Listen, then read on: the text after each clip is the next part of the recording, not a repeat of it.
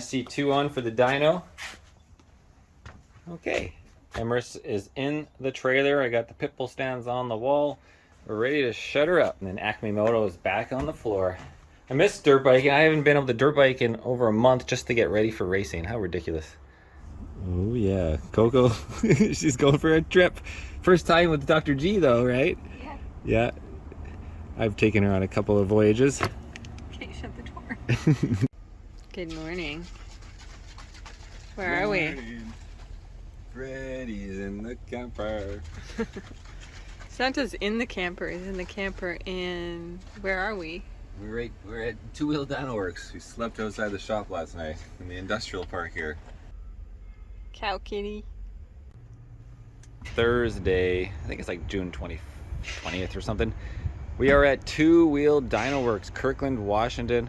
I'm gonna pull out Merlin. I think in a previous video I said Emrys, but this is Merlin. And you can see he's been burning rubber in the trailer. Spinning that tire, driving her along. All right. And we got Pat over here, opening up shop. Good morning.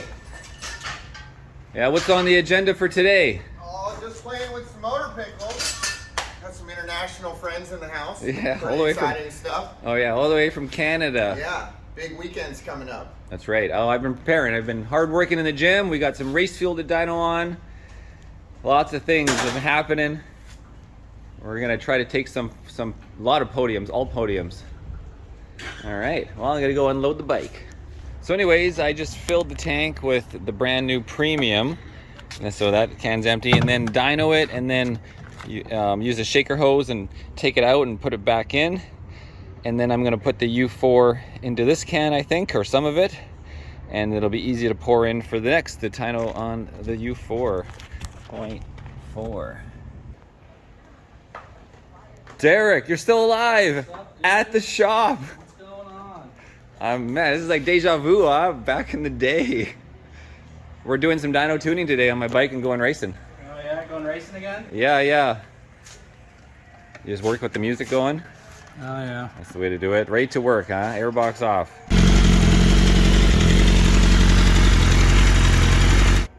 6 years? In this spot? Yeah.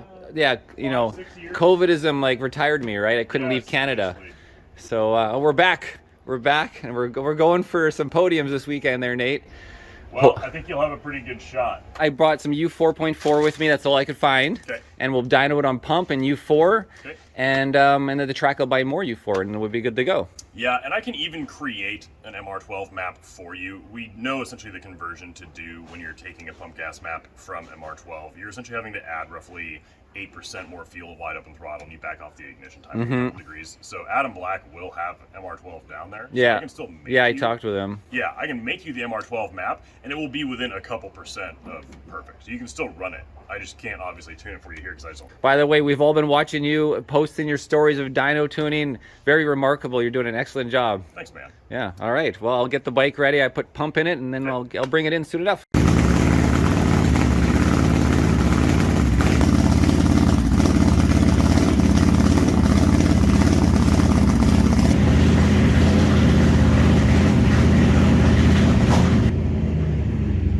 All right, so we're getting the RPM tack hooked up onto the coil wire. And yeah, we got the O2 sensor in there. How often do you have to change these O2 sensors? Or I guess race fuel burns them out quicker. Yeah, if you're running anything leaded like the U4 that you're going to be using, usually they're dead in like half a day's worth of use. Yeah. But I keep several of them up there on top of the toolbox. And I remember Nell said you actually buy them, the Bosch ones, not for a car. Correct. Yeah. Yeah, they're the fitment's specifically out of some old Cadillac, but it's exactly the Bosch wideband that we use and have used for years. Yeah. But yeah, we'll definitely have to check it before and after we tune the thing with the U4. I usually maybe 2 bikes if I'm gentle and don't do a ton of passes on U4, but the lead just nukes the sensor.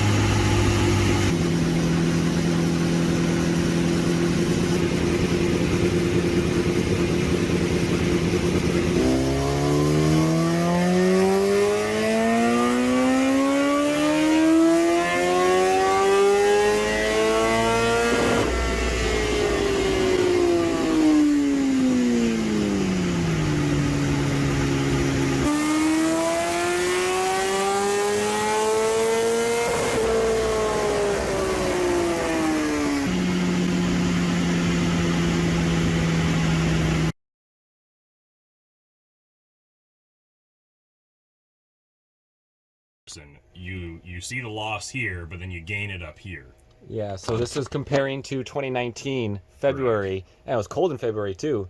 Well, so and that's again where we talk about what the actual uncorrected number was. I mean, if we pull away the correction factor, it was radically different because it was so freaking cold. You know, if you look at the run conditions, I'm sure it was probably freezing. Yeah, and so this is Merlin's old, originally brand new versus this motor that's been hacked together. Yeah. Correct. Right. Yeah, because I'm running like a 41 on the rear with a 16. And that's same with Pacific, and I'll run the same thing in the Ridge. I discovered it works pretty well. Yeah, we never changed them on the K46s either. Once we kind of settled into a gearing that worked at both places, we just didn't find the need to really change it. As long as you're not hitting the limiter when you're turned over in turn 1 at Pacific. Yeah. Well, exactly. That's why, I mean, sometimes if you don't get the best exit, you can keep it in 5th, but then you're kind of like, ding, ding, ding. You're a little worried about how it's going to react. Right, yeah, you're just riding that Yeah. limiter. Do you have a temperature thing in this room? It's freaking hot. Yeah, so I mean, if we're looking at it today... Like, what is it right now in the room? Just the echoing. Like, it feels like we're in a humid little 80 degrees or something. 87. 87 in here. 87 Fahrenheit when the bike's not running. Look at the sweat coming off your brow, right? Yeah, it's not cold.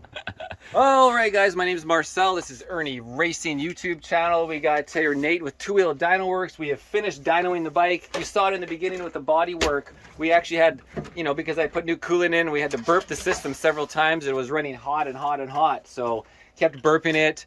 And we pulled around 197 point whatever, 3.6 maximum rear wheel horsepower, around 89.3 torque on pump gas, just straight 92.